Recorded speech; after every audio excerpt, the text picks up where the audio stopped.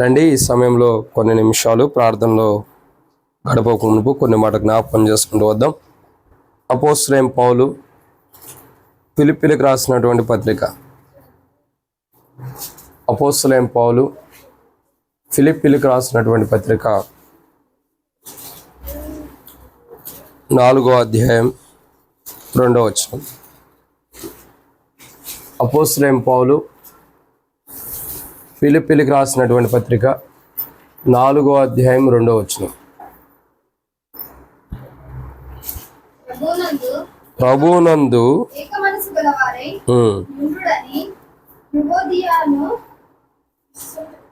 చుంటుకేను. ఈ కష్టం అంతా దేనికి అక్క అందరం కలిసి చదువుదాం. అపోస్తలుడైన పౌలు ఫిలిప్పీలకు రాసిన పత్రిక 4వ అధ్యాయం 2వ వచనం. అందరం కలిసి చదువుదాం. అప్పుడైతే అందరిలో కలిసి వెళ్ళిపోతాయి తప్పులు చదివిన. కాబట్టి ప్రభునందు ఏక మనసు గలవారై ఉండుడని యువదియాను సుంటికేను బతిమాలు కొనుచున్నాను. కలిసిపోయినాయా? సరే, అయితే దేవుని కొందను. కాబట్టి దేవుని యొక్క వాక్యాన్ని చూసినట్టయితే ఒక మాట రాయబడుతూ వచ్చింది.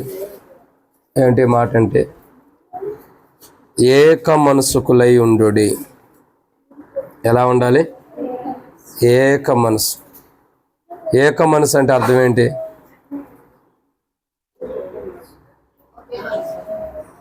ఏక మనసు అంటే అర్థం ఏంటి? అందరూ కలిసి ఒకటే తీర్మానాన్ని ఏకీభవించడం ఏక మనసు. అందరూ కలిసి ఒకే తీర్మానాన్ని ఏకీభవించడం ఏక మనసు. రానున్న దినాల్లో ఉండిద్దో ఉండదో కరుగుచా, రానున్న దినాల్లో ఉండిద్దో ఉండదో తెలియదు, కానీ ఇప్పుడైతే ఉండట్టే ఉంది. ఏంటది? ఏక మనసు. ఇప్పుడు ఇద్దరికి ఉంది, తర్వాత 5గురికి ఉండాలి. ఎవరికి ఉండాలి? ఇప్పుడు ఇద్దరికి ఉంది, తర్వాత 5గురికి ఉండాలి ఏక మనసు. 5గురు 10 మంది అవుతారు కదా, అప్పుడు ఉండాలి. ఇప్పుడు ఇద్దరు 4 అయ్యారు, 5గురు 10 మంది అవుతారు, అప్పుడు ఉండాలి ఏక మనసు. అప్పుడు కూడా మా అమ్మమ్మ, మా నాయనమ్మ, అమ్మమ్మ కాదులే, నాయనమ్మ, ఈ ఇల్లు కొంది, ఈ ఇంట్లో అందరం కలిసి ఉందామని ఏక మనసు అప్పుడు ఉండాలి. ఎప్పుడు? 5గురు 10 మంది అయినప్పుడు. రూములు సరిపోతాయా? సరిపోయి ఉండయా? ఆడ కూడా ఉందిగా కొత్తది, సరిపోతాయి. కాబట్టి అది ఏక మనసు. అరే ఏక మనసు లేదనుకోండి, ఏముండదు. ఇక ఎవరి కాళ్ళకి 5 ప్లేట్లు కొని పక్కన పెట్టాలి. ఏక మనసు లేకపోతే, ఏక మనసు ఉంటే ఒకటి చాలు. కాబట్టి నిన్న కూడా చెప్పాం కదా, ఏక మనసు ఉంటే ఒక కుండలో భోజనం తినొచ్చు. ఏక మనసు లేకపోతే 5గురికి 5 కుండలు పెట్టాలి. కుండలు అంటే మంచినీళ్ళు తాగే కాదు, భోజనం వండుకోవడానికి డిషెస్. ఇందులో ఇంగ్లీష్లో చెప్పేది డిషెస్. ఏం చేయాలా? 5గురికి 5 పెట్టాలి. బౌల్ 5 బౌళ్ళు పెట్టాలి పొయ్యి మీద. 5 పొయ్యిలు ఉండాలా, 5 బౌలు ఉండాలా. ఇవన్నీ వేరువేరుగా అయిపోతాయి. అంటే అలా కాదు. బైబిల్ చెప్పే మాట ఏంటంటే ఏక మనస్సు. ఎలా ఉండాలి? ఏక మనస్సు కలిగి ఉంది. కాబట్టి మనం అందరం కూడా ఏక మనసు కలిగి ఉండటం కొరకు ప్రార్థన. ఈరోజు చేసే ప్రార్థన దేని కొరకు అంటే, ఇప్పటి కాలము గురించి కాదు, కానీ ఇప్పటి కాలము కూడా అవసరమే. మెయిన్ ఇప్పుడు చేసే ప్రార్థన, ఇవి ఈరోజు వర్తమానం కానీ ఇప్పుడు మనం చేయబోతున్న ప్రార్థన కానీ ఇప్పటి కాలము కంటే కూడా భవిష్యత్తు ఒక 20-25 సంవత్సరాలకి ప్రభు రాకడ ఆలస్యమైతే అవసరమైనటువంటి ప్రార్థన. ఈరోజు చేసే ప్రార్థన ఎప్పటికండి? భవిష్యత్ 20-25 సంవత్సరాలకు కూడా అవసరమైనటువంటి ప్రార్థన ఈరోజు చేయబోతున్నాం. అది ప్రభు రాకడ ఆలస్యమైతే మనం సజీవులుగా ఉంటే. కాబట్టి ప్రార్థన చాలా విలువైంది, ఎంతో విలువైంది ఈరోజు చేయబోయే ప్రార్థన. ఏక మనస్సు కొరకు మనం ప్రార్థన చేసుకోవాలి. దేని కొరకండి? ఏక మనస్సు అంటే ఒకే మనసు కలిగి ఉండటానికి మనం ప్రార్థన చేసుకోవాలి. అందరిది ఒకటే మనసు ఉండాలి, అందరిది ఒకటేలాగా ఉండాలి. అత్తయ్య గారిది కోళ్ళది ఒకే మనసు ఉంటే సరిపోదు. ఎవరిది ఉండాలా? మనవాళ్ళది ఉండాలి, కొడుకులది ఉండాలి, భర్తలది ఉండాలి, అందరిది ఏక మనసు ఉండాలి. అంటే మనం చేసే ప్రార్థన ఏకత్వానికి అవసరమైన రీతిలో మనం ప్రార్థించాలి. ఈరోజు మనం చేసే ప్రార్థన దేని కొరకంటే ఏకత్వం. అంటే అర్థం ఏంటి? ఒకే మనసు కలిగి ఉండటం కొరకు, ఒకేలాగా జీవించడం కొరకు. అందుకే పౌలు అంటాడు, ఒకడు కేఫా వాడును, ఒకడు పౌలు వాడును అని చెప్పుకుంటున్నారు. కానీ పౌలు ఎవరు, కేఫా ఎవడు? అంత క్రీస్తే. ఒకడు నాటేడు, మరొకడు నీరు పోసాడు, ఫలింపజేయవాడు దేవుడే. కాబట్టి మనం ఏం చేస్తున్నామంటే జస్ట్ మొక్కలు నాటి నీరు పోస్తున్నాం, ఫలింపజేయవాడు దేవుడే. అందుకే ఏక మనసు అన్నది మనకే కాదు, కుటుంబీకులు అందరికీ దేవుడు ఇవ్వటం కొరకు మనం ఏం చేయాలి? ప్రార్థన చేయాలి. ఏక మనసు అంటే ఈ పిల్లలే కాదు, పెద్దోళ్లే కాదు, ఈ కుటుంబం అంతా కూడా, అదే రీతిలో సంఘం అంతా, మందిరానికి వచ్చే ప్రతి ఒక్కరు కూడా ఏక మనసు, అన్ని విషయాల్లో కూడా ఒకటే మనసు కలిగి ఉండడానికి మనం ప్రార్థన చేయాలి. అయితే ఏక మనసు కలిగి ఉండటం ద్వారా కలిగే ఆశీర్వాదాలు ఏంటన్నది, లేదా ఏక మనసు కలిగి ఉండటం ద్వారా జరిగేవి కొన్ని ఉండే, వాటిని మనం జ్ఞాపకం చేసుకోకమునుపు ప్రభు నడిపింపుగా చిన్న ప్రార్థన. మమ్మల్ని మిక్కిలిగా ఎక్కువగా ప్రేమించిన ప్రియ పరలోకపు తండ్రి, పరిశుద్ధుడు అయిన దేవా, మీకు స్తోత్రములు. ఈ సమయంలో కొన్ని మాటల వాక్యాన్ని ధ్యానిస్తున్నగా సహాయం చేయండి. దాసుడు కన్నా యజమానుడి వైపు చూస్తున్నట్లు, దాసుడు కన్నా యజమానుల వైపు చూస్తున్నట్లు మా కళ్ళు మీ వైపు వీక్షిస్తుండగా మీరు ఏ సహాయం అనుగ్రహించి మహిమ పొందండి. ఈరోజు ఈ వాక్యం అంతా దీవించి శత్రు సిగ్గు మీకు మహిమ తెచ్చుకొని మాతో మాట్లాడి అక్కడ తెచ్చమని, ఈ వాక్యం ద్వారా మాకును ఏం నేర్పించదలుచుకున్నారో మీ చిత్తం ఏంటో బయలుపరిచి శత్రు సిగ్గు మీకు మహిమ తెచ్చుకొని మాతో మాట్లాడి అక్కడ తీర్చమని, ముందున్న సమయం దీవించమని, మీ నడిపింపును కోరుకుంటూ ప్రతి అక్కడ తీర్చమని. దేవ, ఈ కుటుంబానికి కూడా క్షేమం, కుటుంబం ఏక మనసు, సంఘం ఏక మనసు, అందులో ఉండే ప్రతి విశ్వాసి ఏక మనసు కలిగి ఉండినట్లు సహాయం చేయమని, ఈ వాక్యం ద్వారా మేమందరం ఏక మనసు కలిగి ఉండే వారికి సిద్ధపరచమని. దేవా, నేను భౌతికంగా బలహీనుడైనప్పటికీ మీరు ఎంత బలవంతులు, మీరు బలం ద్వారా నన్ను బలపరిచి ఈరోజు ఎంత వాక్యం ఎంత ధ్యానించిన, ఎంత దీవించని కలుగటం కానీ బలహీనత లేకుండా కాపాడమని, శత్రు సిగ్గు మీకు మహిమ తెచ్చుకోమని. దాసుడు కానీ యజమానుడి వైపు చూస్తున్నట్టు, దాసుడు కానీ యజమానుల వైపు చూస్తున్నట్టు మా కళ్ళని మీ వైపు వీక్షిస్తున్నాం. మీరే సహాయం గురించి మహిమ పొందండి. నీ ప్రజల పక్షాన నీకున్న దయ చొప్పున దయతో నన్ను జ్ఞాపకం చేసుకుని నాతో మాట్లాడి అక్కడ తీర్చమని ప్రభువైన యేసుక్రీస్తు నామం పేరిట విశ్వాసంతో స్తుతించి ప్రార్థించి అడిగొట్టుకుంటున్నాం తండ్రి, ఆమేన్. దెబ్బలు పడతాయి, జాగ్రత్తగా కూర్చో. అర్థమైందా? కాబట్టి దేవుని యొక్క వాక్యం చెప్పేంత వరకు మీరు ఎవరు మాట్లాడినట్టు ఉండాలి. దెబ్బలు ఖచ్చితంగా పడతాయి. ఈరోజు జాగ్రత్త కూర్చోండి, సరేనా? కాబట్టి దేవుని యొక్క వాక్యం చూసినట్టే అపోస్తలుడైన పౌలు ఫిలిప్పీయులకు రాసిన పత్రిక 4:2 ఒక మాట అంటున్నాడు. ఏమంటున్నాడు? ఏక మనసులై. అంటే ఫిలిప్పీలో ఉన్నటువంటి ప్రజలు ఏక మనసు లేనటువంటి వారు. ఏం లేరండి? ఏక మనసు. ఎవరికి వాళ్ళే విడివిడి విధానాలు, విడివిడి ఆలోచనలు, విడివిడి మనస్తత్వాలు కలిగినటువంటి వారు. ఎవరు? ఫిలిప్పీలో ఉన్నటువంటి వారు. అందుకే పౌలు అంటాడు, మీరందరూ కూడా ఏక మనస్కులై ఉండండి, విడివిడి మనస్తత్వాలు మీలో ఉండొద్దు. పౌలు కొరింథీయులకు రాస్తూ 2 కొరింథీ 13 కూడా పౌలు చెబుతాడు, 11 అనుకుంటా, ఏక మనసు గలవారే ఉండడని. ఎందుకంటే ఏక మనసు అన్నది ఇంపార్టెంట్. కానీ అక్కడ కొరింథీయుల్లో ఉన్న ప్రజలు ఏక మనసు లేకుండా ఎన్నో కొట్లాట్లు, గొడవలు, భేదాభిప్రాయాలు, ద్వేషాలు, కలహాలు ఎన్నెన్నో ఉండిపోతూ వచ్చినాయి. ఎవరికండి? కొరింథీయుల్లో ఉన్న ప్రజలకి. కొరింథీయుల్లో ఉన్నవారు ఏక మనసు లేరు, భేదాభిప్రాయాలు, కొట్లాట్లు, గొడవలు ఉన్నాయి. ఫిలిప్పీలో కూడా అదే పరిస్థితులు కొనసాగుతున్నాయి. అందుకే పౌలు అంటాడు, మీరు ఖచ్చితంగా పౌలు చెబుతున్నాడు ఏక మనసులుగా ఉండడి. 2 కొరింథీ అపోస్తలుడైన పౌలు కొరింథీయులకు రాసిన 2వ పత్రిక 13:11 అనుకుంటే పౌలు చెబుతాడు ఏక మనసులుగా ఉండడని కొరింథీయులకు చెబుతాడు. ఇంకా చూడగా ఫిలిప్పీలకు రాసిన పత్రిక 4:2 అంటాడు, ప్రభునందు ఏక మనసులై ఉండాడు అంట.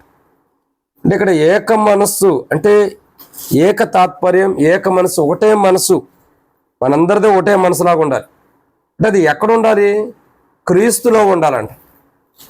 అంటే క్రీస్తులో ఏక మనసు ఉండటం అన్నది చాలా ఇంపార్టెంట్. ప్రభునందు ఎలా ఉండాలా? ప్రభునందు ఏక మనసు గలవారై ఉండు. ఏక మనసు అన్నది ఇంపార్టెంట్. అందరిది ఒకటే మనస్తత్వం, అందరిది ఒకటే మనసు. అది ఒకసారి అంటావు, బా నేను అనుకున్నది నువ్వు చెప్పేవంటావు, నేను అదే ఆలోచన చేస్తున్నా నువ్వు అదే చెప్పేవంటావు, నేను అదే నీతో చెప్పాలనుకున్నా నువ్వు అదే చెప్పేవంటావు. అదే ఏక మనసు.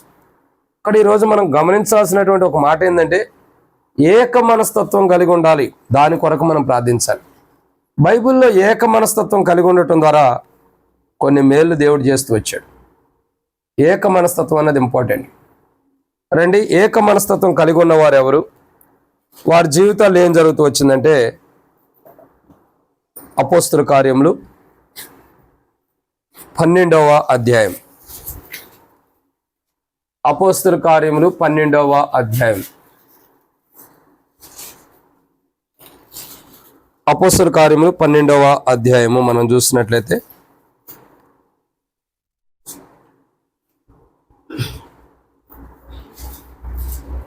మొదటిగా 5వ వచనం. అపోస్తల కార్యములు 12వ అధ్యాయం 5వ వచనం.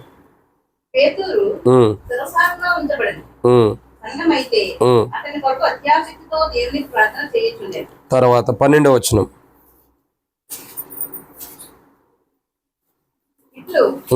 ఆలోచించుకొని అతడు మార్పును మారు పేరు గల యోహాను తల్లి అయిన మరియా ఇంటికి వచ్చాడు. అక్కడ అనేకులుండిరి ప్రార్థన చేయుచుండిరి. అనేకులు ఉండిరు కదా, అనేకులు కూడి ప్రార్థన చేయుచుండిరి. చాలు లెక్క, ఎక్కువ వెళ్ళొద్దు. కాబట్టి ఇక్కడ రాయబడినటువంటి మాట అనేకులు కూడి ఏం చేస్తున్నారు అంటే ఏక మనసుతో ప్రార్థన చేస్తున్నారు. అదే మనం చూస్తూ వస్తున్నాం. 5వ వచనంలో సంఘం అయితే అతని కొరకు అత్యాశక్తితో. సంఘం అంటే ఎవరు? రక్షణ మారుమోసు బాప్తిసం పొందినవారు. ఎలా ఉండారు? అత్యాశక్తితో అంటే అర్థం ఏంటి? అందరూ సంఘం అంతా అత్యాశక్తితో ఉండారంటే ఏక మనసు కలిగి ఉండారని అర్థం.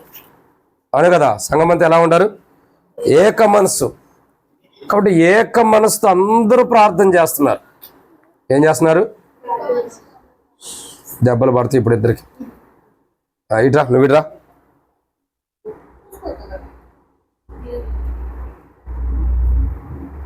కాబట్టి ఏక మనసు అంటే అందరూ ఆసక్తిగా ఒకే మనస్తత్వం కలిగి ప్రార్థన చేస్తున్నారు.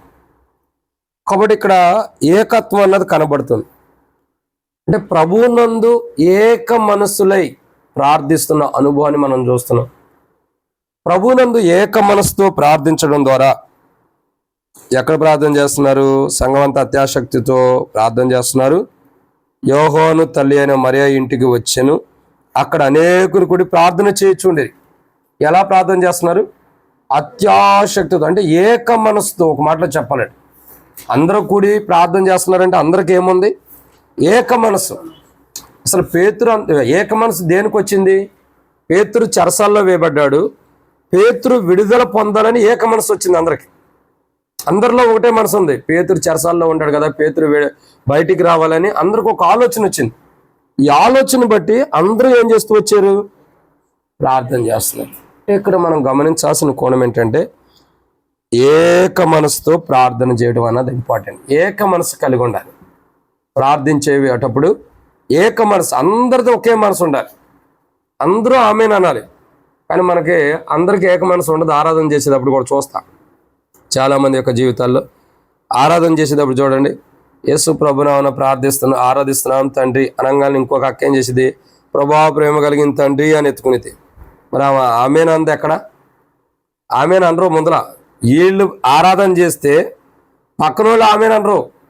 వాళ్ళ ఎక్కడ ఎవడు ఎత్తుకుపోతాడు, ఎవడు దన్నుకుపోతాడు అన్న ఆరాధనని మొదటే ఎత్తేస్తారు ఆమేన్ అనుకోకుండానే. ఇది ఏక మనసు కాదు. ఏక మనసు అంటే ఏంటి? అందరూ అవును ఆమేన్ అనాలి. ఇప్పుడు నేను ఆరాధన చేస్తున్నా, నేను చేసేటప్పుడు అందరూ ఆమేన్ అంటారులేండి, నేను సేవకుని కదా. ఈ పక్కన వాళ్ళు ఎవరో వాళ్ళు ఆరాధన చేస్తారు. చేసేటప్పుడు ఏం చేస్తారు? ఒకళ్ళు ఆరాధన చేసిన తర్వాత మనం ఏం చేయాలా? వాళ్ళు యేసు ప్రభునామమున ఆరాధిస్తున్నాం తండ్రి అంటే అందరూ ఆమెన్ అనాలి. ఏడంటాం ఆడ మందిరంలో అనరు. మందిరంలో ఏం చేస్తారు? యేసు ప్రభువుని ఏమైనా ఆరాధిస్తున్నాం తండ్రి అనగానే ప్రేమ కలిగిన తండ్రి పరిశుద్ధుడు అయిన దేవా అని మళ్ళీ స్టార్ట్ చేస్తాం. నువ్వు ఆమెను అనుకోకుండా స్టార్ట్ చేస్తే ఏక మనసు ఎక్కడ ఉండట్టు? నువ్వు అట్ట చేస్తున్నావు, నీ తర్వాత వాళ్ళు కూడా మళ్ళీ అట్టగా చేస్తారు కదా వాళ్ళు కూడా. ఇక ఆమెను చెప్పుకోకుండానే ఆరాధన అయిపోతుంది అంతా. ఏకత్వం లేదు.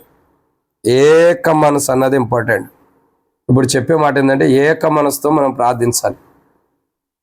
ఏక మనసుతో ప్రార్థించడం ద్వారా మనకెంతో ఆశీర్వాదం ఉంది. ఏంటి ఆశీర్వాదం? ఏక మనసుతో ప్రార్థన అన్నది ఇంపార్టెంట్. ఏక మనసు కలిగి ఉండాలి. ఏక మనసుతో ప్రార్థన చేయాలి.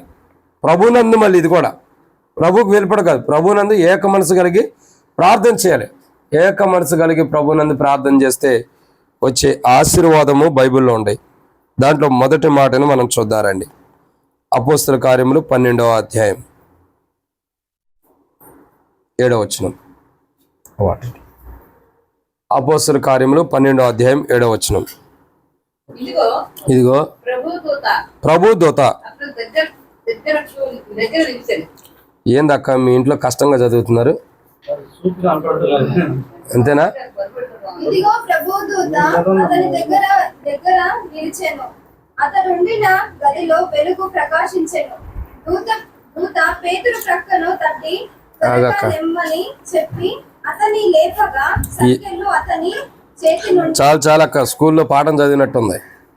ఒకళ్ళేమో సరిగ్గా కనపడుతున్నా, ఒకళ్ళకేమో స్కూల్లో ఉండట్టుంది.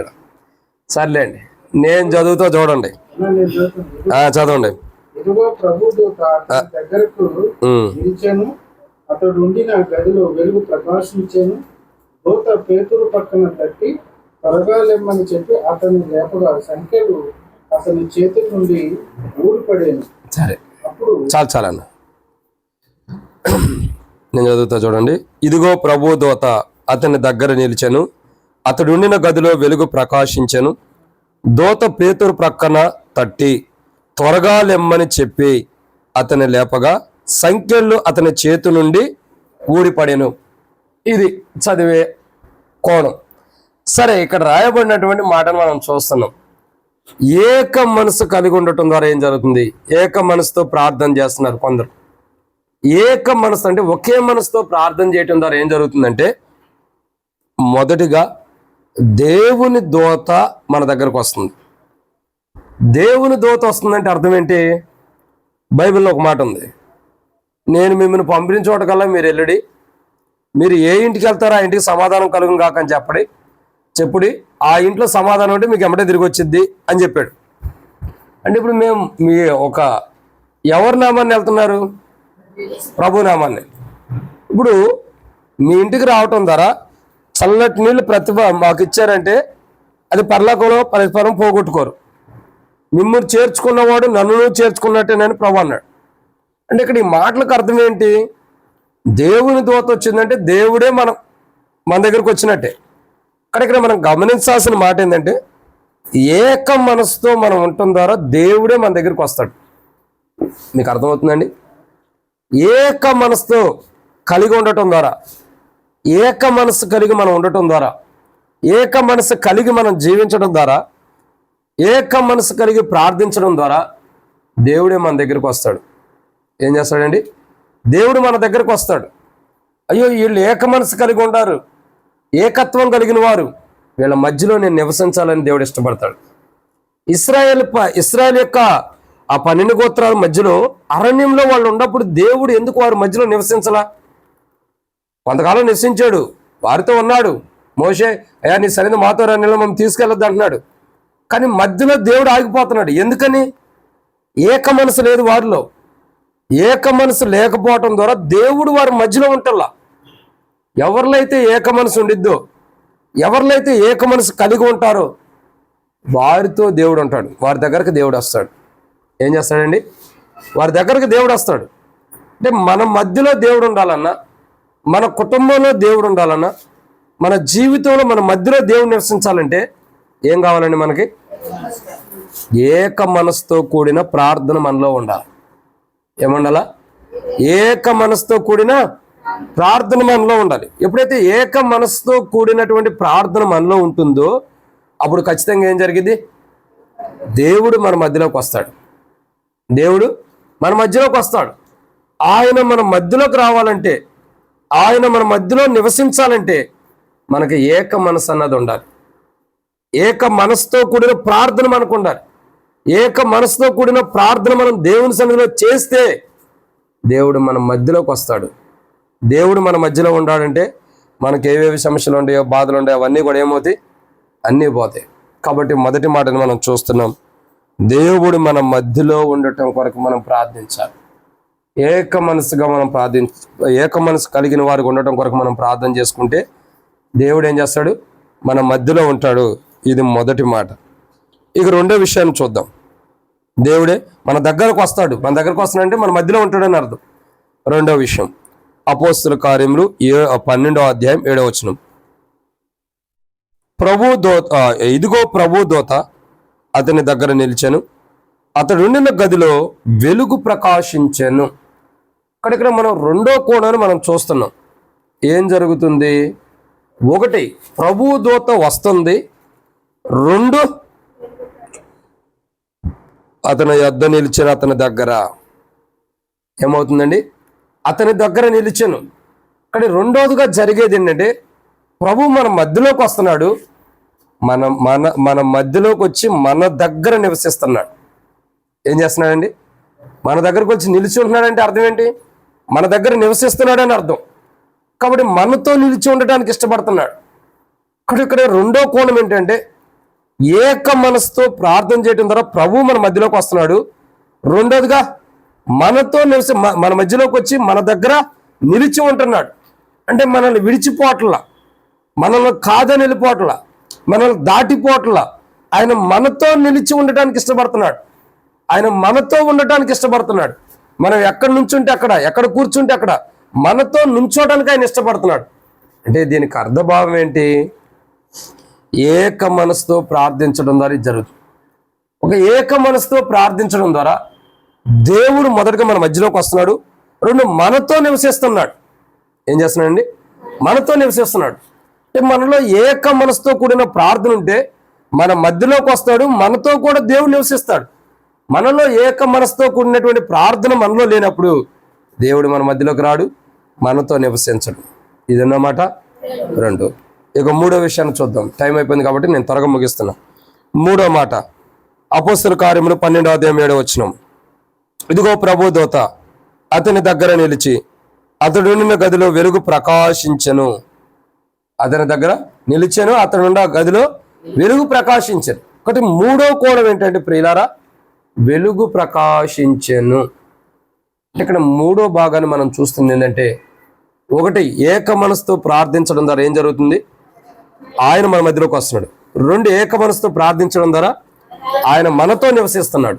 మూడు, ఏక మనసుతో మనం ప్రార్థించడం ద్వారా దేవుని యొక్క వెలుగు మన జీవితాల్లో ప్రకాశిస్తుంది.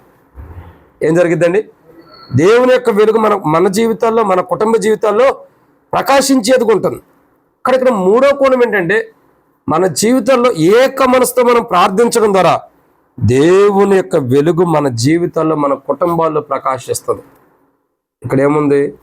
అతడు ఉండిన గదిలో ప్రకాశించెను. ఇప్పుడు ఇంటికి ఎన్ని గదులు ఉన్నాయి? ఎన్ని? 4. 4 ఏమేమిటక్క? 2 బెడ్రూమ్లు, 1 హాలు, కిచెను. ఇదే ఇల్లు. మరి పైన ఉన్నదేంటి?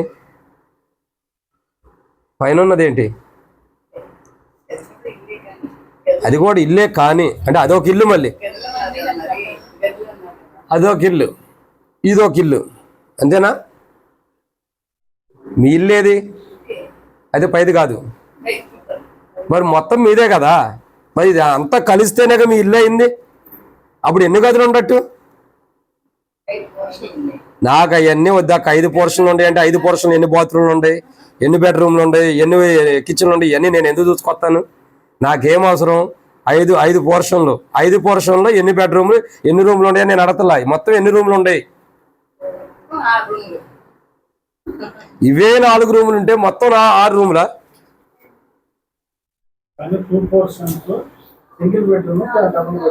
ఫస్ట్ 2 పోర్షన్లు, సెకండ్ అసలు ఆగమ్మా, ఇంటి ఆమెకే గుర్తులేదు, ఎన్నో లెక్క వేసుకుంటుంది. 6 పోర్షన్లు. అసలు మీ ఇంటికి ఎన్ని రూమ్లు ఉన్నాయన్న మీకు గుర్తుందా? రూమ్ అంటే అది 4 అనుకుంటా. ఇది కాదు, ఇంకా చాలా ఉన్నాయి కదా, పైన కూడా ఉంటాయి కదా, మరి ఇదంతా మీలే కదా, ఎన్ని రూమ్లు ఉండట్టు? 6 పోర్షన్లు. అయ్యో అన్ని గదులా? అబ్బా, నేను తెలుగు చెబుతులేదు అక్క. అయితే మీకు సంఖ్య 5 పోర్షన్లో ఎన్ని గదులు ఉంటాయి 19 అన్నది 19. మొత్తం అన్నా? షట్టర్లో కలపలేదు. మరి అవి కూడా రూమ్లేగా, మరి అవి కూడా కలుపు చెప్పాలి కదా. షాప్స్ అయినా రూమేగా, అది కూడా ఇంటితో పాటు కలిసి ఉంటాయి కదా అవి కూడా. దేవుడిచ్చిన మొత్తం ఎన్ని? 21. కాబట్టి 21 రూముల్లో వెలుగు ప్రకాశించాలంటే ఏక మనసుతో ప్రార్థించాలి. ఏం చేయాలండి? ఏక మనసుతో. ఇప్పుడు ఈ లెక్క చేయడానికి అరగంట పట్టింది, ఇక అవన్నీ రూములు చూడటానికి ఇంకో 2 రోజులు పట్టిద్దాం. సర్లేండి, రేపు వెళ్ళి లెక్కేసి రావాకక్క, వద్దురే. కాబట్టి ఏక మనసుతో ప్రార్థించడం ఇంపార్టెంట్. అంటే మనం ఏక మనసుతో ప్రార్థించడం ద్వారా గదిలో వెలుగు ప్రకాశిస్తుంది. ఎన్ని గదులు ఉండి అన్ని గదుల్లోకి సూర్యుని వెలుగు వచ్చిద్దా? అన్ని గదుల్లోకి సూర్యుని వెలుగు వచ్చిద్దా రాదా? వచ్చిద్దా? మీ బెడ్రూమ్లోకి సూర్యుడి వెలుగు వచ్చిద్దాక? వచ్చిద్దా? మీ బెడ్రూమ్లోకి మరి వచ్చిద్దని ఎట్ట చెప్పారు? కొన్నాటిలోకి వస్తుంది, కొన్నాటిలో మరి అది చెప్పాలి, అన్నిట్లోకి వచ్చిందంటే వచ్చిందని ఎట్ట చెప్పారు? కానీ ఈ వెలుగు చూడగా అన్ని రూముల్లో ప్రకాశించింది. సూర్యుడన్న కొన్ని రూముల్లోకి రాకుండా ఆగుతాడేమో కానీ తనకు అడ్డుగా ఉన్న పరిస్థితిని బట్టి. కానీ ఈ వెలుగు ఎలాంటిదంటే ఏక మనసుతో ప్రార్థిస్తే అన్ని గదుల్లో కూడా వెలుగుగా ప్రకాశించిద్దంట. అన్ని గదుల్లో 21 గదులు ఉన్నాయంటే 21 గదుల్లో కూడా వెలుగు ప్రకాశించింది. ఎప్పుడు? ఏక మనసుతో ప్రార్థించినప్పుడు. ఏక మనసుతో ప్రార్థన చేస్తే అన్ని గదుల్లో కూడా వెలుగు ప్రకాశించింది. వెలుగు రావటం ద్వారా ఏమైందండి? వెలుగు రావటం ద్వారా ఆశ్చర్యకరమైన వెలుగు రావటం ద్వారా జీవితాలు మార్చబడతాయి. మన జీవితాల్లో ఏక మనసుతో మనం ప్రార్థించడం ద్వారా దేవుని వెలుగు మన జీవితాల్లోకి ప్రకాశిస్తూ వస్తుంది. ఇప్పుడు నేను చదివితే చూడండి. ఇప్పుడు మీకున్న పోర్షన్స్ 5 పోర్షన్లకి 21 రూములు ఉన్నాయి, అంతే కదా. కానీ అసలు క్రైస్తవ జీవితంలో, విశ్వాస జీవితం కానీ లేదా మానవ రీతిలో ఎన్ని రూములు ఉన్నాయి? మానవ రీతిలో ఎన్ని రూములు ఉన్నాయి? 4, ఈ 5, ఈ 1, 2, 5, 2, 7, 7, 2, 9, 9, 1, 10. అంతేనా? మీరు మొత్తం 10 మందేనా? 10 హృదయాలు. 10 హృదయాల్లో వెలుగు ప్రకాశించాలంటే ఏక మనసుతో ప్రార్థించాలి. అసలు ఈ వెలుగు ఎవరు? యేసు ప్రభువారే. అంటే అందరి హృదయంలో యేసు ప్రభు ఉండాలంటే ఏం కావాలా? ఏక మనసుతో కూడిన ప్రార్థన ఇంపార్టెంట్. ఆయన మన మధ్యలో ఉండాలా, మనతో నివసించాలా, మన హృదయాల్లో కూడా. హృదయం అనేది గది. ఈ హృదయం అనే గదిలో ఆయన ఉండాలంటే ఏక మనసుతో మనం ప్రార్థించాలి.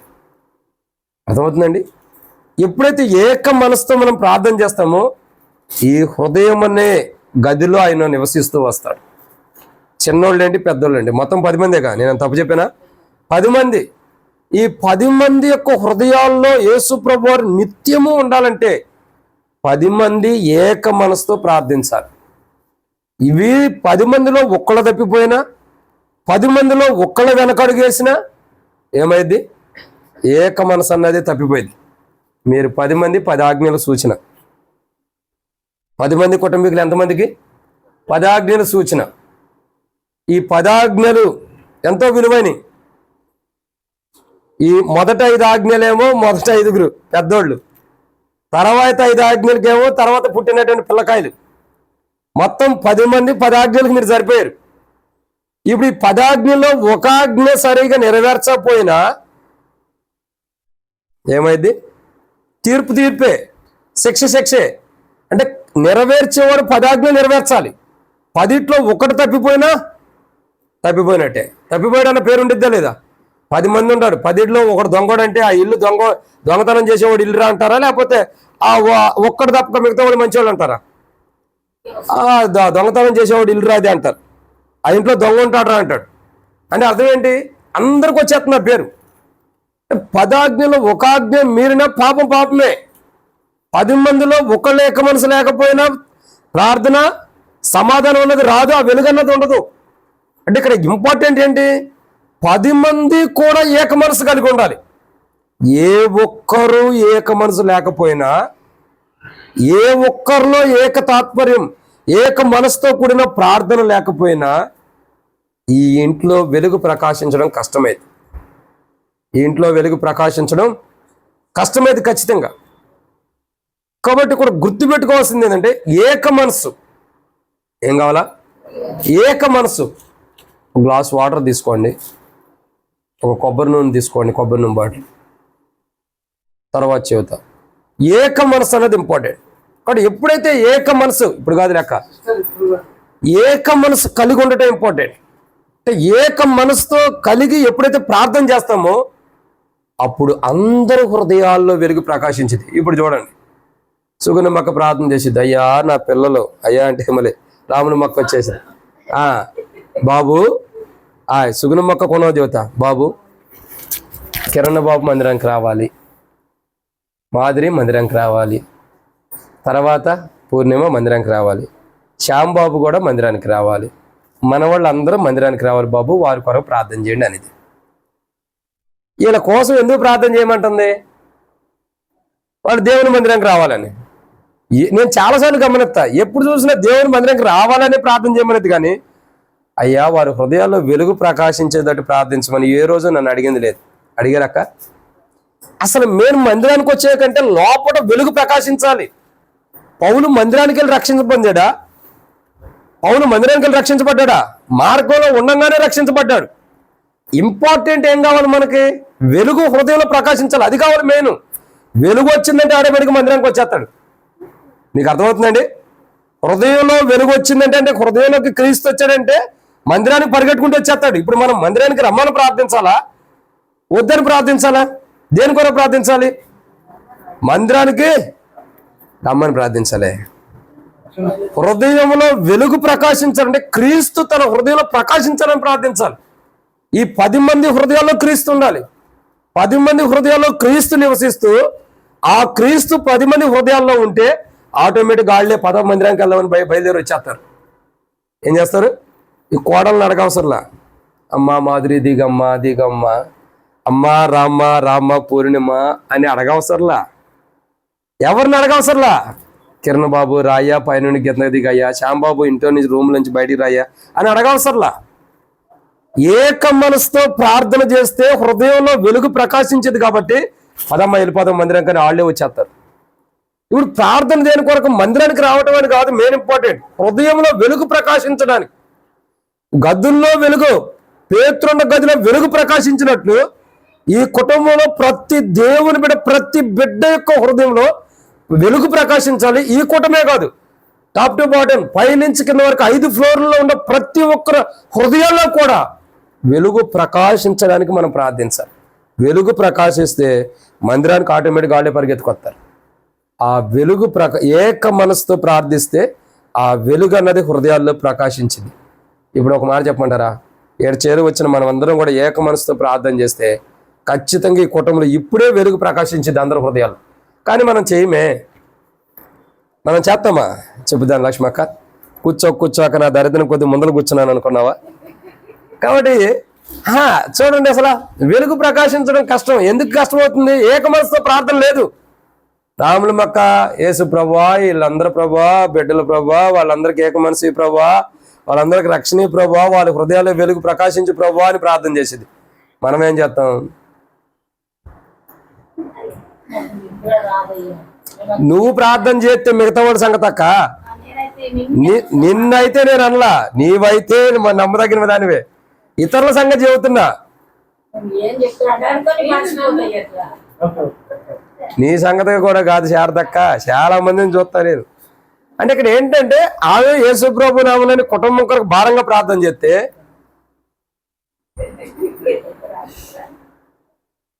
మళ్ళీ చూసుకుంటాం ఉండారా లేరు, అందరూ ఎత్తబడ్డారేమో, కళ్ళు తెరిచి ఒకసారి చూసుకుని మళ్ళీ నిద్రపోతాం. అంటే మనం ఆమె చెప్పలేకపోతున్నాం. అంటే ఇక్కడ మనం ఎంత ప్రార్థన చేసినా ఏక మనసుతో ప్రార్థన చేయకపోతే, ఇప్పుడు మనం ప్రార్థనకు వచ్చిన వ్యర్థమే. ఇప్పుడు మనం ప్రార్థనకు వచ్చిన ప్రయోజనం ఏముంది? ఏదో ప్రార్థనకు వచ్చాం, ప్రార్థన చేసాం, శ్యామన్న, మరి పూర్ణిమ అక్క, కిరణన్న, మరి మాధురి అక్క, ఇక సుగుణమ్మ అక్క వాళ్ళ కుటుంబంలో కొడుకు పెట్టారు, వెళ్ళాం ఈరోజు ప్రార్థనకు వచ్చామన్న ఒక ఆజర కొరకు వచ్చినట్లే. అసలు మనం వచ్చింది దేనికి?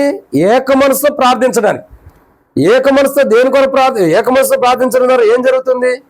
దేవుడు వీళ్ళ మధ్యలోకి వస్తున్నాడు, వీళ్ళతో నివసిస్తున్నాడు, వీరి హృదయాల్లో వెలుగు ప్రకాశింపజేస్తున్నాడు, అంటే హృదయాల్లో కూడా నివసిస్తున్నాడు. ఇప్పుడు ఏక మనసుతో చేయాల్సిన ప్రార్థన ఇంపార్టెంట్. ఆ ప్రార్థనే ఈ కుటుంబ జీవితాన్ని మార్చేది. ఎన్నమాట ఇది? ఇక ముగిస్తారండి. అపోస్తుల కార్యములు 12వ అధ్యాయం 7వ వచనం. నేను చాలా సిద్ధపడ్డా కానీ టైం లేదు త్వరగానే, కాబట్టి అపోస్తుల కార్యములు 12వ అధ్యాయం 7వ వచనం. ఇదిగో ప్రభువు దూత అతని దగ్గర నిలిచెను. అతడు ఉండిన గదిలో వెలుగు ప్రకాశించాను. దూత పేతురు పక్కన తట్టి త్వరగా నెమ్మని చెప్పి అతని లేపగా సంఖ్యలో అతని చేతుల నుండి ఊడిపడాను. అది ఇక 4వ విషయాన్ని ఇక్కడ చూస్తున్నాం. ఏంటా 4వ మాట? దూత పేతురు ప్రక్కన తట్టి త్వరగా లెమ్మని చెప్పి అతన్ని లేపగా. ఇప్పుడు దూత ఏం చేసిందండి? నిద్రపోతున్న పేతురు వాస్తవానికి నిద్రపోతున్నాడు. ఏం చేశాడు? పేతురు కంట కుడి వైపున కూడా ఎడం వైపున కొన్ని పేతురుతో పాటు ఏం చేశారు? ఆ వైపున ఈ వైపున కొన్ని పేతురుతో పాటు చెరసాల్లో ఉంచారు. ఎందుకంటే కాపలా చెరసాల గేట్లు వేయటమే కాదు, లోపల కూడా అటుపక్క ఇటుపక్క ఉంచాడు ఆయన కాపలా. సంఖ్యలు ఉండే ఫుల్గా పూర్తిగా దేహానికి. మరి ఇట్లాంటి పేతురుని దూత వచ్చి ఏం చేసింది? తట్టే పేతురు లెగు అని లేపింది. అంటే ఒక్క మాటలో చెప్పాలంటే పేతురు వాస్తవానికి అక్కడ దూత తట్టిందంటే వాక్యం పేతురు పట్ల నెరవేర్చబడుతుంది, వాగ్దానం నెరవేర్చబడుతుంది. కానీ ఇది మన జీవితానికి మనం అర్థం చేసుకుంటే పడిపోయిన స్థితిలో ఉన్న వాడిని లేపబడుతున్నాడు. అంటే పేతురు విషయాల్లో వాక్యం నెరవేర్చబడింది, పేతురు సంగతి ఓకే. దీన్ని మనం ఒక కోణంలో అర్థం చేసుకుంటే విశ్వాస జీవితంలో, క్రైస్తవ జీవితంలో పడిపోయిన వాడు కూడా లేపబట్టడానికి ఒక అవకాశం ఉంది. పేతురేం బాగానే ఉన్నాడు. పేతురు దేవుని నామని బట్టి చెరసాల సంఖ్యలో వేయబడ్డాడు, ఆ నిద్రపోతున్నాడు. పేతురుని తట్టి లేపారు. పేతురు మరి నిద్రపోతున్న పేతురునే లేపినప్పుడు విశ్వాస జీవితంలో, క్రైస్తవ జీవితంలో పడిపోయిన మనల్ని తట్టి లేపరా? పేతురు మామూలుగా అన్ని బాగానుండే, కానీ శిక్షించబడటానికి రాజు పేతుర్ని చెరసాల్లో ఉంచాడు. ఆ చెరసాల్లో ఉన్న పేతుర్ని తట్టి లేపినప్పుడు విశ్వాస జీవితంలో, క్రైస్తవ జీవితంలో ఆత్మానుసారంగా పడిపోయి దిగజారిపోయిన స్థితిలో ఉన్న మనల్ని దేవుడు లేపడా? లేపుతాడు. ఇప్పుడు ఎందుకు లేపట్లేదు చెప్పండి? మంచి లేట్ ఎందుకని ఎందుకు లేపట్లా? ఇప్పుడు దేవుడు మనల్ని ఎందుకు లేపట్లా? ఇది తీసుకో, ఈ క్లాస్ కాబట్టి ఇప్పుడు మనం దేవుడు ఎందుకు లేపట్లేదు చెప్పండి? విశ్వాస జీవితంలో, క్రైస్తవ జీవితంలో పడిపోయి ఉన్నాం. విశ్వాస జీవితంలో, క్రైస్తవ జీవితంలో ఎప్పుడో పడిపోయి ఉన్నాం.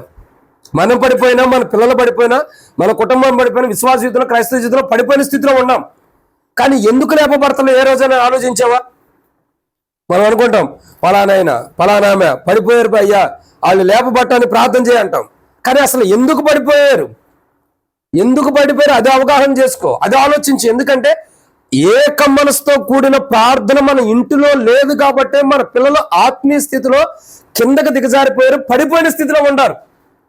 ఎందుకు విశ్వాస జీవితం నుండి పడిపోయారు? క్రైస్తవ జీవితంలో ఎందుకు దూరం అయిపోయారు? దేవుని మందిరం కానీ, దేవుని సన్నిధి కానీ, దేవుని యొక్క సన్నిధిలో కానీ, ప్రార్థనకు కానీ ఎందుకు దూరం అయిపోతున్నారంటే ఏక మనసుతో కూడిన ప్రార్థన మనం చేయట్లా. ఏక మనసుతో కూడిన ప్రార్థన మనలో ఉంటే మన కుటుంబం పడిపోవటం కష్టం. ఏం కష్టం అండి? పడిపోవటం కష్టం. ఏక మనసుతో కూడిన ప్రార్థన ఇంపార్టెంట్. ఈ రాత్రి ఏక మనసుతో కూడిన ప్రార్థన మనందరి జీవితాల్లో ఉండాలి. పౌలు కొరింథీయులకు రాస్తూ అపొస్తలుడైన పౌలు కొరింథీయులకు రాసిన 2వ పత్రిక 11 వచ్చినట్టుకుంటే పౌలు అంటాడు, మీరు ఏక మనసుకులై ఉండి గొడవలు, కొట్లాటలు, సమస్యలు, బాధలు, ఇబ్బందులు వేరైపోయిన జీవితం అంతా తొలగిపెట్టి ఎక్కడి నుంచైనా సరే ఏక మనసుతో మీరు ఉండండి. విడిపోయిన జీవితం, 2 కుటుంబాలుగా అయిపోయి, 2 విధానాలు అయిపోయి, 2 జీవితాలు అయిపోయి, లేదా క్రీస్తు నుంచి విభజించబడినటువంటి మీరు ఇప్పటికైనా ఏక మనసు కలిగి, ఏకత్వం కలిగి ఒకటిగా ఉండండి అని చెప్పని పౌలు కొరింథీయుల్లో ఉన్న వారిని హెచ్చరిస్తున్నాడు.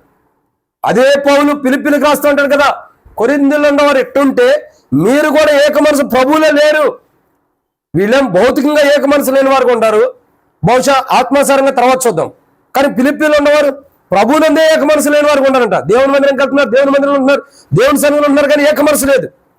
నేను చెప్పిందే చేయాలా, నేను చెప్పింది నేయాలా అని ఎవరి మనసు వారిది, ఎవరికి ఇష్టం వచ్చిన వాళ్ళు చేస్తున్నారు, కానీ అందరిదే ఒక మనసు అన్నది లేదంట.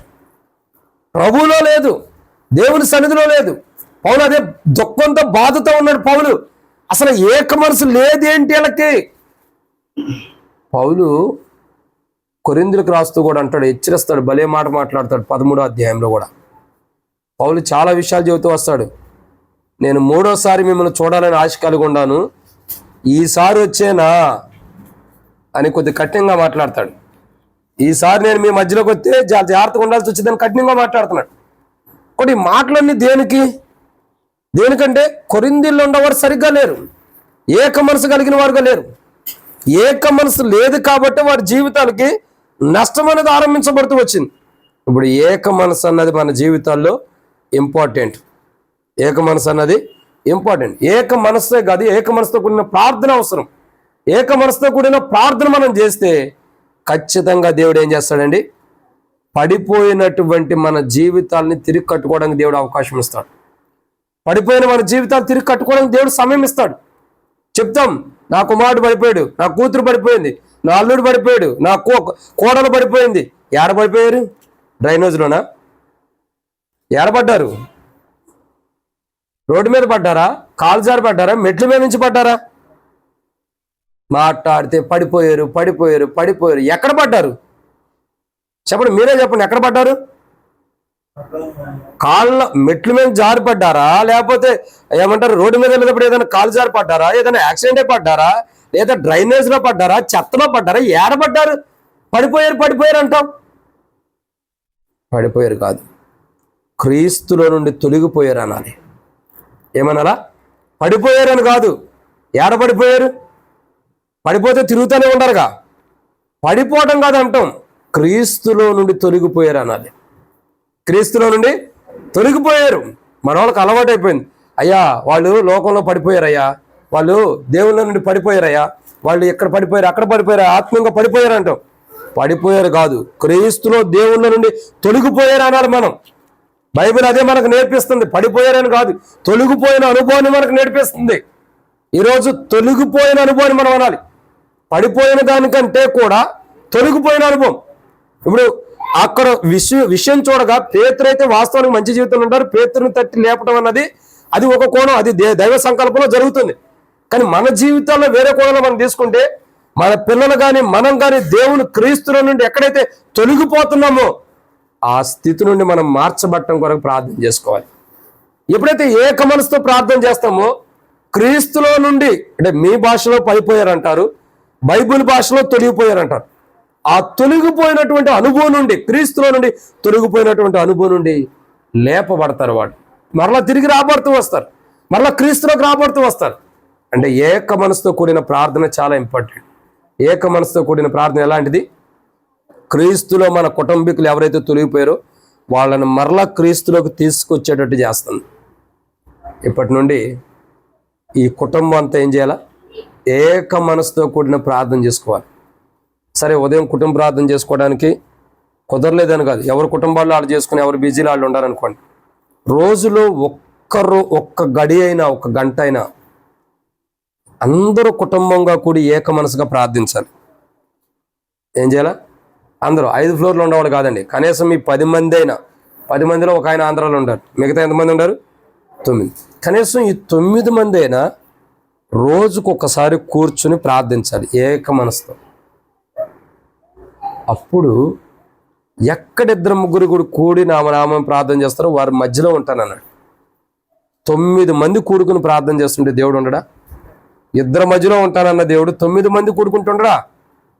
మరి ఇప్పుడు దేవుడు ఉండకోకుండా చేసుకుంటుంది ఎవరు? మీరే. దేవుడు ఉండకుండా చేసుకుంటుంది మనమే. అందుకే దేవుని కార్యాలు మన కుటుంబాల్లో జరగట్లా. దేవుని కార్యాలు మనలో మన కుటుంబాల్లో ఎందుకు జరగట్లేదంటే దేవుని కార్యాలు మనం ఎదురు చూస్తున్నాం జరగాలని, కానీ ఎందుకు జరగట్లేదు అవగాహన లేదు. ఎప్పుడైనా ఆలోచించావా? అవగాహన ఎప్పుడైనా వచ్చిందా? లేదు.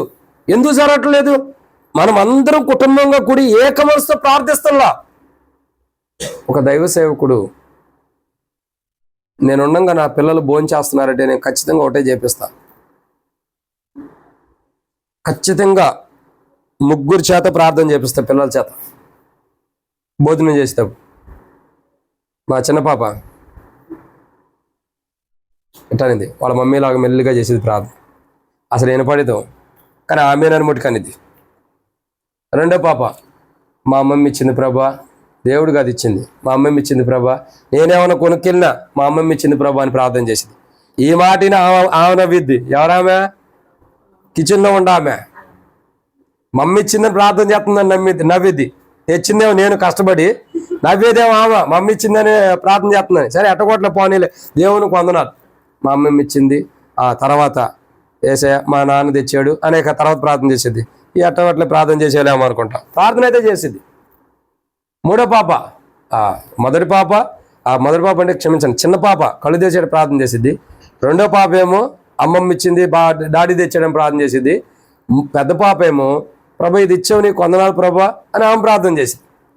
ఇప్పుడు నేనేం నేర్చుకుంటున్నానంటే, నేను నేర్చుకోవడం నా పిల్లలకి ప్రతి విషయంలో ప్రార్థన చేసుకోవాలి. నేను నా పిల్లల ఎదుటే ఒక గ్లాసు వాటర్ దమ్మంట, వాళ్ళు తెస్తారు. తెచ్చిన తర్వాత ఆ గ్లాసుకి ఏం చేస్తానంటే వాటర్ తాగక మునుపు ప్రార్థన చేసుకుంటా. ఏదైనా ట్యాబ్లెట్ ఉందనుక ట్యాబ్లెట్ వేసుకోక మునుపు, వాటర్ ట్యాబ్లెట్ వేసుకోక మునుపు కూడా బలహీనతను బట్టి అనారోగ్యాన్ని బట్టి మొదటి ప్రార్థన చేసుకుని వేసుకుంటా. అంటే నా పిల్లలకి నేర్పిస్తున్నా. నా భార్య ఇప్పటికీ చెప్పిద్ది, ఆమెకు పెళ్ళైన కాడి నుంచి లేండి, నా సంగతి కాదు, ఆమెకు పెళ్ళైన కాడి నుంచి కూడా ఇప్పటి వరకే ఆమె చెప్పే సాక్ష్యం ఎప్పుడైనా మీరు అడగండి. అసలు బ్రదర్ బండి మీద వెళ్ళేటప్పుడు ఎప్పుడన్నా ప్రార్థన చేస్తాడా అని ఊరిని అడగండి మీరు. తర్వాత నా జీవితంలో పెళ్ళైన కానీ ఆమె చూస్తూ వస్తుంది, ఏ రోజు కూడా బండి ఎక్కగానే నేను ప్రార్థన చేయటం ఆపిందంటే నాకు గుర్తే లేదు. అంటే నా పిల్లలకు కూడా అంతే, బండి ఎక్కగానే డాడీ ప్రార్థన చేయంటారు. ఎందుకు చెబుతున్నానంటే ఒక ప్రార్థన అన్నది నేర్పిస్తున్నాం. ఏక మనసు అందరికి ఉండాలి. నేను అందరి చేత ఆమె అని చెప్పిస్తాను, మళ్ళీ చెప్పబోయినా చెప్పిస్తా, చెప్పేదాకా కూడా ఏం పెట్టిన వాళ్ళకి, ఎందుకంటే చెప్పాలి. ఏక మనసు అన్నది ఇంపార్టెంట్. ఈరోజు ఒక కుటుంబంగా మీరందరూ బహుశా పొద్దున్నే వెళ్ళిపోతారు. నాకు తెలిసి రాత్రిపూట పొద్దున పూట ఏమో పిల్లలు స్కూళ్ళు అనే అయ్యని ఇయ్యని హడావుడు ఉంటాయి. కనీసం రాత్రికి వచ్చినప్పుడైనా ఓహో టైం పెట్టుకోవాలి. 9 నుంచి 10 లేదా 10 నుంచి 11 వరకు మన ఇంట్లో ఈరోజు ప్రార్థన. ప్రతిరోజు ఏంటి? కుటుంబ ప్రార్థన. ప్రతిరోజు మనం అందరం ప్రార్థించాలి. 9 నుంచి 10 లేదా 10 నుండి 11 వరకు ఓ టైం టేబుల్ ప్రతిరోజు పెట్టుకోవాలి. మీరు నేను ఈ లోకం విడిచిపెట్టేంత వరకు కూడా ఆ టైం టేబుల్ కొనసాగాలి. మన తర్వాత మన పిల్లలకు కూడా 10 నుండి 11 లేదా భోజనం తినక ముందైనా సరే 9 నుండి 10 ఇంకోటి టైమింగ్. ప్రతి ఒక్కరు దిగి రావాలి. పైన వాళ్ళు దిగి రావాలా, రూముల్లో ఉండే వాళ్ళు రావాలా, ప్రతి ఒక్కరు వచ్చి ఒక వాక్యం ఏదో ఒకటి చదువుకుని, నాలాగా గంటసేపు వాక్యం చెప్పుకోకుండా ఒక మాట చదువుకుని ఆ మాటను ఆధారం చేసుకుని 9 మంది ప్రార్థన చేస్తే ఎన్ని అద్భుతాలు ఉంటాయో మీరు చూడండి. ఒక దైవ సేవకుడు తన పిల్లలకు నేర్పింది అదే. కుటుంబంలో ఇంట్లో భోజనం చేయకముందు ఖచ్చితంగా అందరూ ఒక వాక్యం చదివి రావాలంట. కంటత వాక్యం అప్పచెప్పేది. ప్రతి ఒక్కరు నువ్వు భోజనం చేయాలన్నా, టిఫిన్ చేయాలన్నా, రాత్రి డిన్నర్ చేయాలన్నా, ఏం చేయాలా కంటత వాక్యం చదివి రావాలంట. అది చదివి ఆడ అప్పచెప్తేనే ఆయనకు భోజనం, అప్పచెప్పపోతే ఆయన భోజనం చేయడానికి లేదు. అట్లా నేర్పించాడు. చివరికి ప్రార్థన జీవితం కూడా అట్లా నేర్పిస్తూ రావటం ద్వారా పెద్దోళ్ళు అయిన తర్వాత దాని నుండి తొలగిపోవాలా. ఏక మనసు ఇంపార్టెంట్. ఇప్పుడు నేను అందుకే చెప్పింది, ఈ ప్రార్థన ఈరోజు చెప్పే వాక్యం కానీ ప్రార్థన కానీ ఇప్పటికే కాదు 25 సంవత్సరాల తర్వాత కూడా ఉపయోగపడిద్ది అని చెప్పింది. అందుకే మొదట్లో ఇప్పుడు మీరు 9 మంది కూర్చుని రోజు ఇక్కడ నుండి ఆరంభించని ప్రార్థన చేయటం, మీ పిల్లలు కూడా వాళ్ళ కుటుంబాలను కూడా పెట్టుకుని అట్టగే 9 నుండి 10 గంటల వరకే మా ఇంట్లో ప్రార్థన. ఎన్ని పనులుండా ఈ టైం దేవుని సమయం ఇది, మేము బయటికి రాము. అది మీ తర్వాత తరతరాలకి కొనసాగుతూ వచ్చింది. అది ఆ గడి అన్నది, ఆ టైం అన్నది తరతరాలకు ఉండిద్ది. అట్లా మనం కొనసాగాలి. అది మెయిన్ ఇంపార్టెంట్. ఎప్పుడైతే ఆ ఏక మనసుతో కూడిన ప్రార్థన కుటుంబం ఉంటుందో దేవునిలో నుండి తొలగిపోయిన వారు ఈ 9 మందిలో ఒకవేళ ఈ రోజంతట్లో ఎవరైనా తొలగిపోయినా ఆ ప్రార్థనలో మరలా సమకూర్చబడతారు, ఆ ప్రార్థనలో మరలా సరిచేయబడతారు. ఆ ఏక మనసుతో కూడిన ప్రార్థన ఇంపార్టెంట్. ఇక 5వ మాట అపోస్తలుల కార్యంలో 12:7 ఇదిగో ప్రభువు దూత అతని దగ్గర నిలిచెను, అతడు నిండిన గదిలో వెలుగు ప్రకాశించెను. దూత ప్రక్కన తట్టి త్వరగా లెమ్ము అతన్ని లేపగా సంఖ్యలో అతని చేతి నుండి త్వరగా లేమని చెప్పి అతని లేపగా అతని సంఖ్యలు అతని చేతి నుండి ఊడిపడెను. ఇది ఇంపార్టెంట్. ఏక మనసుతో ప్రార్థిస్తే సంఖ్యలు ఏమైనండి, ఏమని చెప్పండి, ఊడిపోయింది. అంటే కుటుంబంగా ఒక అతను ఆంధ్రాలో ఉండాలి, ఇక ఆయన సంగతి పక్కన పెట్టండి. మిగతా 9 మంది అయినా ఏక మనసుతో ప్రతిరోజు కనీసం ఒక గంటన్న దేవునిలో గడిపితే ప్రతి సంఖ్యలు విడిపించబడతాయి, ప్రతి పాపము పోయిద్ది, ప్రతి బంధకాలు పోతాయి, ప్రతి అనారోగ్యము పోయిద్ది, ప్రతి కష్టము పోయిద్ది, ప్రతి ఇబ్బంది కూడా పోయిద్ది. ప్రతిదీ ఆ ఒక్క గంటే మీ కుటుంబాన్ని తరతరాలకు ఆశీర్వాదాన్ని తీసుకెళ్ళే కుటుంబాన్ని తరతరాలకు ఆశీర్వాదాన్ని తీసుకెళ్ళేది ఆ ఒక్క గంటే. రోజుకు 1 గంట కుటుంబంగా కూడి ప్రార్థించండి, ఎన్ని సంఖ్యలను దేవుడు విడగొడతాడో మీరు చూడండి. పేతురు సంఖ్యలు విడిపించబడి ఏంటి అర్థం ఏంటి? అపోస్తలుల కార్యం 12వ అధ్యాయంలో మనం చూడగా 7వ వచనంలో చూస్తున్నాం, తర్వాత 12వ వచనం పట్టుకుంటా చూస్తూ వచ్చాం. వాళ్ళందరూ కూడి ప్రార్థన చేస్తున్నారు. ప్రార్థన చేయడం ద్వారా ఏక మనసుతోనే కదా. ఏంటి వాళ్ళకి ఏక మనసు ఏంటి? పేతురు బయటికి రావాలి, అదే ఏక మనసుతో ప్రార్థన చేస్తున్నారు. అందరు ప్రార్థన ఏంటి? పేతురు బయటికి రావాలి. మరి ఆ ప్రార్థన దేవుడు విన్నాడు లేదా అంటే ఇక్కడ ఏక మనసుతో కూడిన ప్రార్థన దేవుడు అంటాడు. అప్పుడు ప్రతి సంఖ్యలు కూడా విడిపించబడతాయి. ఏ సంఖ్యలు ఉండ, ఏ సాతాను క్రియలు ఉండ, ఎటువంటి దుష్టుని కార్యాలు ఉండ, అన్నీ కూడా విడిపించబడతాయి. ఎప్పుడు విడిపించబడతాయి మీరు చెప్పండి? ఏక మనసుతో ప్రార్థించినప్పుడు. ఇప్పుడు చెప్పండి, పైనుండి మెట్లు కింద దిగాల, రూమ్లో నుండి బయటికి రావాలా, ఏక మనసుతో ఇక్కడ ప్రార్థించాలి. అప్పుడు ప్రతి సంఖ్యలు కూడా విడిపించబడతాయి. ఇప్పుడు ఏటో హాలిడేస్ వస్తున్నాయి, పిల్లల హాలిడేసే కదా, అక్కడ పిల్లల పని కూడా ఉండదు.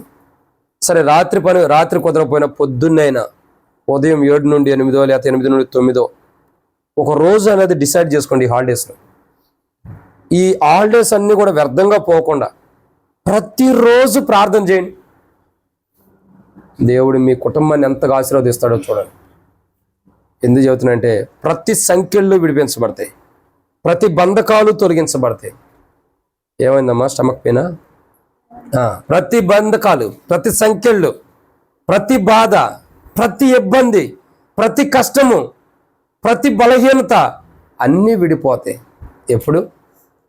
ఏక మనసుతో ప్రార్థన చేస్తే. కుటుంబంలో ఏక మనసుతో ప్రార్థించడం ద్వారా ప్రతి అనారోగ్యం కూడా పోయింది, ప్రతి బలహీనతలు కూడా పోతాయి. చెబుతాం నడు నొప్పి, కాళ్ళు నొప్పులు అన్నీ పోతాయి. ఏక మనసుతో కూడిన ప్రార్థన అది లేకే అన్నీ మనకు వస్తున్నాయి. అది పోతే ఆ ఏక మనసుతో కూడిన ప్రార్థన మనం చేస్తే అన్నీ మన నుండి విడుదలవుతాయి. కాబట్టి ఈరోజు మనం చేయాల్సింది ఏంటి?